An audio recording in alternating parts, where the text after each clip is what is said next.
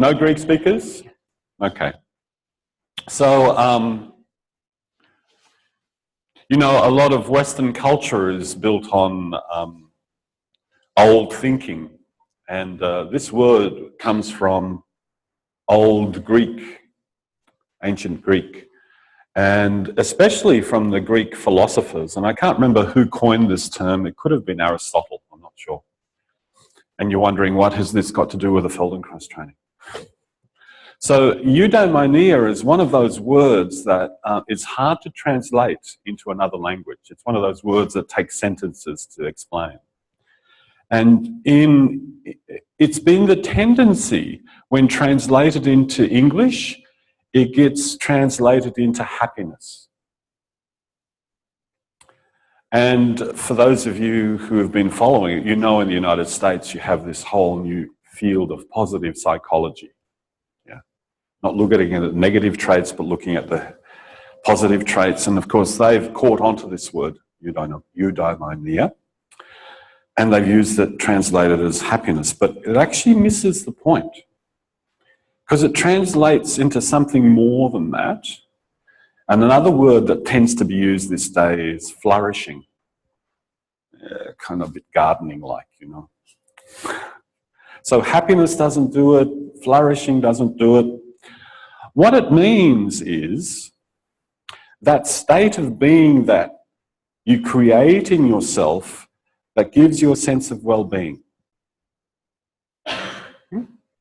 So it's a self-generated, self-made state where you feel, yes, I feel happy, I feel well, I feel flourishing, whatever you want to say, but it comes from the inside. Makes sense? That's what it means.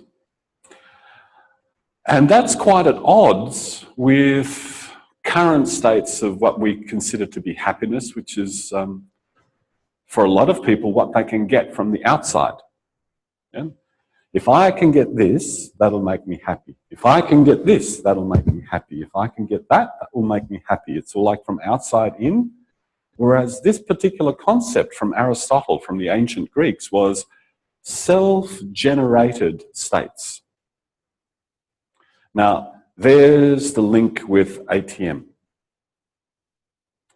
When you're doing ATM, if you're waiting for me to generate something for you so that you feel better, you make me bugger. Oh, you're up to 8 peanuts now. Okay. Bugger. ATM is about creating eudaimonia for yourself. You take the instructions, you listen to the instructions, you explore in a way that you are generating your own sense of well-being every moment. That is what I would say is good ATM practice. Every moment, this is one of the things that you've got your radar out for. So remember at the beginning of the week when we did the very first ATM and how we focused in on the abdomen and I said, this is foreground, everything else is background? Well, this would be a really nice thing to do an ATM with this in the foreground.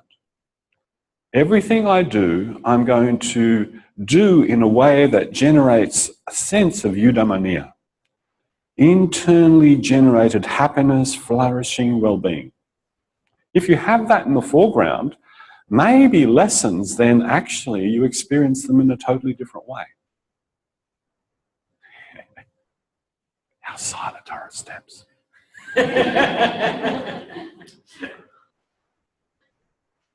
We heard you. She's in her own state of eudaimonia. Welcome. Yes, she's in her own state of eudaimonia. If only. Yeah? And I would say that as you grow in your understanding of the method, this is what you'll be assisting people with in functional integration. How do you help them to find a state where they feel like they're flourishing, happy, self-generated? Yeah. I fully agree with you, what you're saying, but a lot of the concept of what we have is over here, and that concept is over here. How do you bridge the two?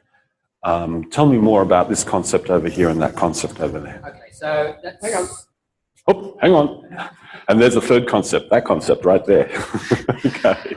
So I'm thinking that if you've got an understanding of that concept and an internal understanding, not just an objective intellectual understanding, it's like a leap on the other bank of life from that. So you either need that person to leap or to be bridged over, or to be Doctor Who transported over. Yep. But yeah, so how do you provide that? Yeah. So the other day I heard someone use the word scaffolding. And you know, we've seen scaffolding outside this building, right?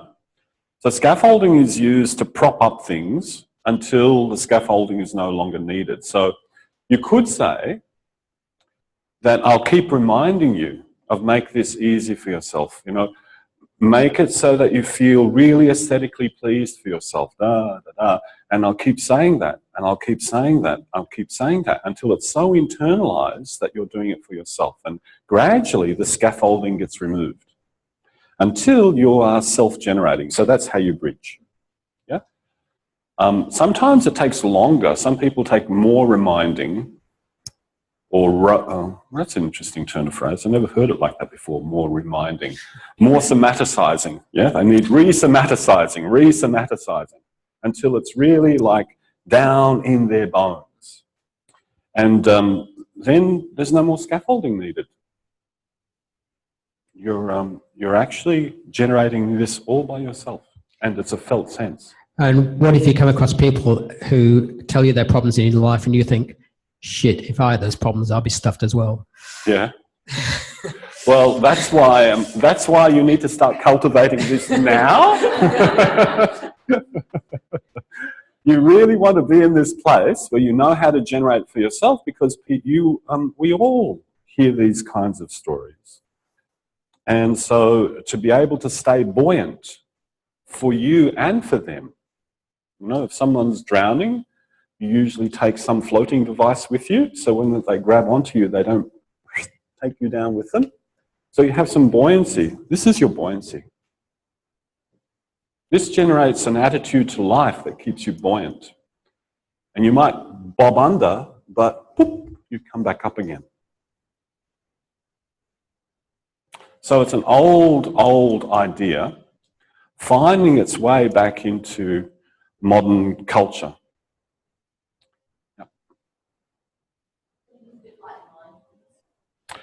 Yeah, look, this is part of the positive psychology movement. It is also part of a lot of contemplative traditions.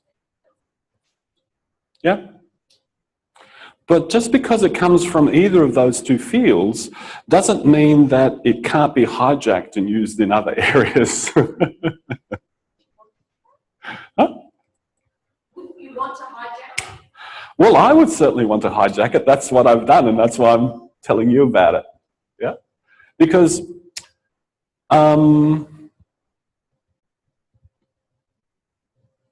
we're getting at that point in the training where, okay, so we're in the 6th day, yeah, and some of you are feeling tired and some of you are feeling overstimulated, and I'm certainly walked in this morning and it was like, I'm feeling a bit nervous.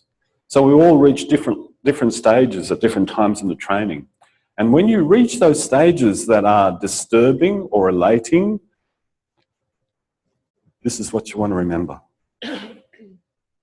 What do you need to do for yourself to create that state in yourself where you feel, okay, I feel actually well, I'm okay, I can deal with this.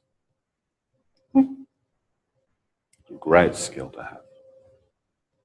Søren, Yes. this for me is related to the process of learning, like what we generate in the process of how we learn with pleasure. And then you also said do the movement in an easy way. So you're also referring it to the actual practice of doing movements. But for me, that's a really hazy area in Feldenkrais still.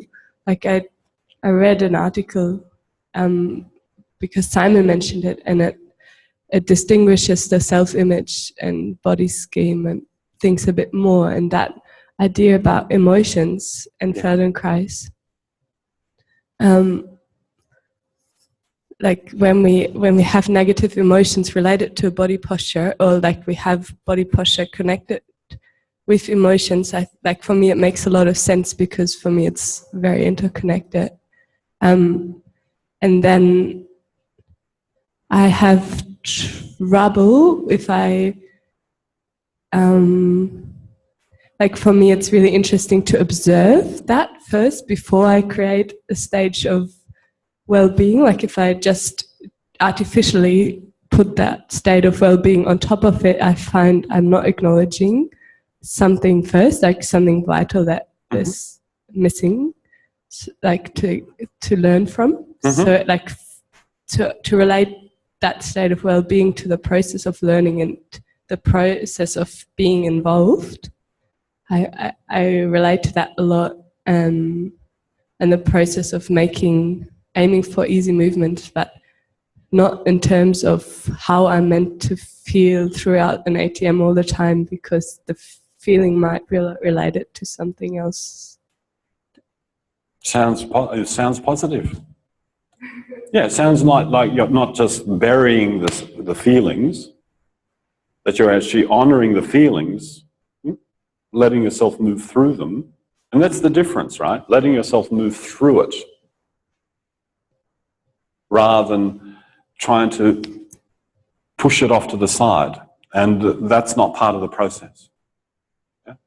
Encountering difficulties is a part of learning. Getting confused is a part of learning. Frustration is a part of learning. The negative things are just as much a part of learning as that. But this is kind of like not even a destination, but a road that you try to travel down. And sometimes, you've heard me use this metaphor already this week, yeah? Traveling down a long road, and sometimes it's negative over this side, and sometimes it's actually really exciting, and you're overexcited, and there's so much going on, and you get all over the place, and it's like, which for some people can be quite disturbing. So it's positively disturbing. So then you wonder, where's the balance? Where's the balance? The balance is somewhere here where you can flourish, get that sense of well-being. Yeah, it's a balance. And you can definitely use the movements to explore all of that. Yeah. So yeah, sounds like good practice to me.